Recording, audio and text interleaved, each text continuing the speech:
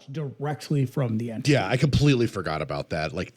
Yeah, I kept thinking like it was maybe one of the ones where they were like people were getting thrown around the room and shit. But nope, this scene in particular. It flies backwards through an intersection, colliding with another car. Now, at the garage, Mulder and Scully look over what's left of the car. It's brand new, shows no sign of tampering. The lights are also on in spite of the car being off due to electrostatic charge, just like the bodies in the morgue. Mulder suggests that Lauren might be doing this with an unknown psychokinetic power. Either that or it's a poltergeist. You got those two options, nothing else. What I love about these things, and I think the reference to poltergeist is particularly appropriate because this will turn out to not be a poltergeist, but also Poltergeist, the film, turned out to not be a poltergeist. And I like that. Right.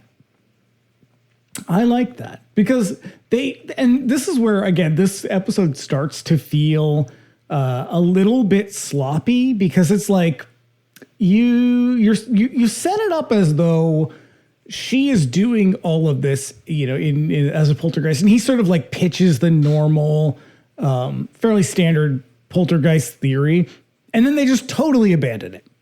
Yeah, which I think is kind of fun. Right, because it's kind of fun. The writers are just sort of funneling them towards a conclusion, and they're throwing out a lot of spooky shit just because it's the X-Files. Yeah.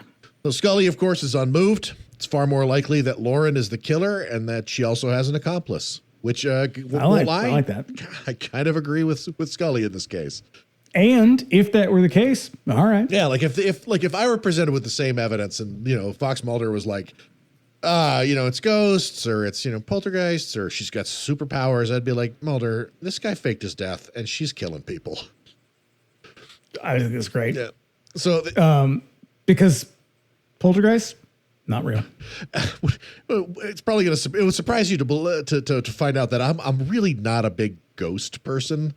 I don't really. That does surprise me to find that out. I don't really buy into that whole thing. Now, poltergeists are not ghosts. I know, but like people commonly associate them with like that kind of like paranormal activity. I have very complicated thoughts on that shit, but as far as like people seeing like ghosts walking around and stuff and like ghosts moving shit, I don't actually believe that. Yep. Because you're like, so you die and you just stay here? Yeah. That don't make no sense to me. That's bleak. Yeah.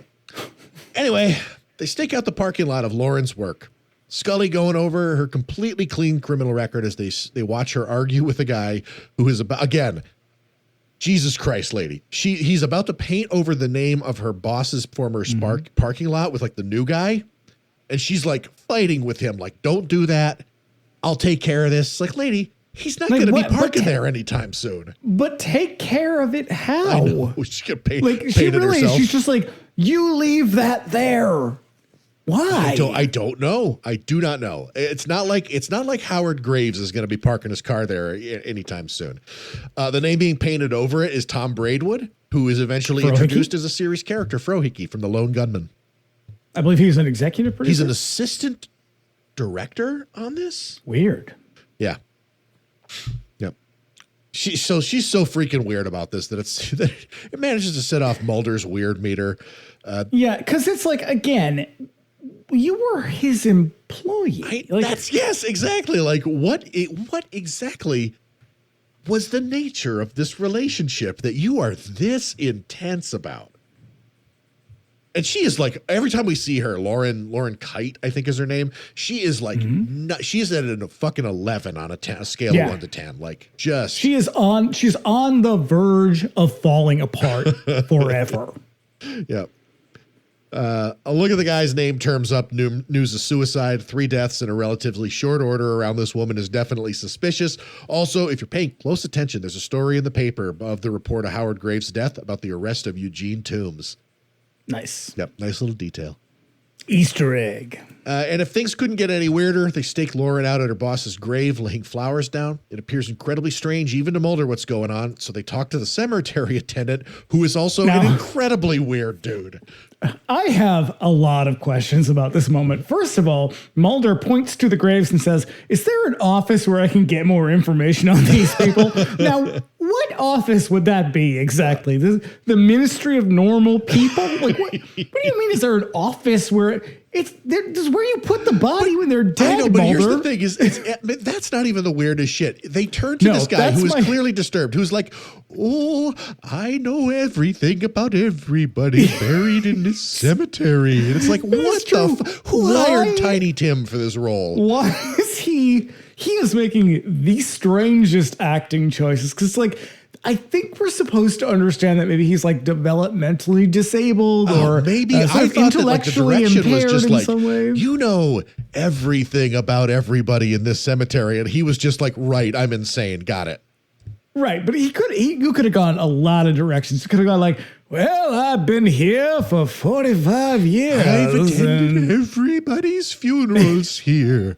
Like it is like you were pulled out of like a Washington Irving story. Like, it's just such a strange fucking character. So he knows about Howard Graves, the boss, and his tragic family backstory, which involves a how would you know why this? the fuck does he know this?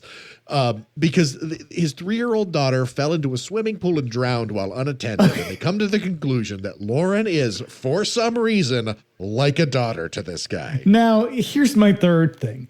I don't know. You don't watch American Dad, right? No, I never saw too many of those. So there is an episode of American Dad that I think is like top 10 television episodes ever, where Stan goes out of town for some reason with the kids, and it's just Roger and Francine, and they end up doing, because Roger always does like characters, and they end up doing Roger's sort the of alien, like right?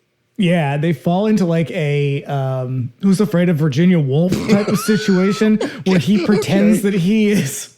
Like they meet this other, him and Francine meet this other couple, and they have them over for dinner, and they both just get like really, really drunk and just start bickering with each other. And eventually it turns into like really violent, and they start fighting, and the couple leaves. And at the end of the episode, they're just sort of like sitting there in the living room as trash. And she goes, "Do you think maybe the baby didn't have to die?" And he goes, "No, you were drunk. You left the gate open. She sank like a stone. You have to live with that for the rest of your life." And as soon as he said that, that's all I could think. Oh my God. Yeah, the dead daughter's birth date, by the way, September 8th, 1967, is the premiere date of Star Trek. Oh, Lord. Yep. Oh, yeah, this is Easter Egg City for dorks. Yeah. So at Quantico, Mulder looks over sheets of photos taken of Lauren, while Scully writes up a report on Lauren, explaining that a break in her family left her adrift, which kind of explains how this woman and her boss were drawn to each other in a rather unhealthy work relationship. Mulder spots a photo which appears to show a man in the room with Lauren. They do the classic enhance thing from, this is when they're doing computers. Yeah. This is shit that you see at forensic shows, which absolutely does not fucking work. They'd be better off with a magnifying glass and like photographic enlargement. Yeah, listen, everybody, here's how photographs work. You can only enlarge as large as the original photo is. Yep. You cannot blow up a photo that is just a regular picture. Yeah. So by night, Lauren is awoken by footsteps in her house. She grabs a bat, heads for the hallway, hearing voices. It's the voice of Howard pleading with someone not to hurt him.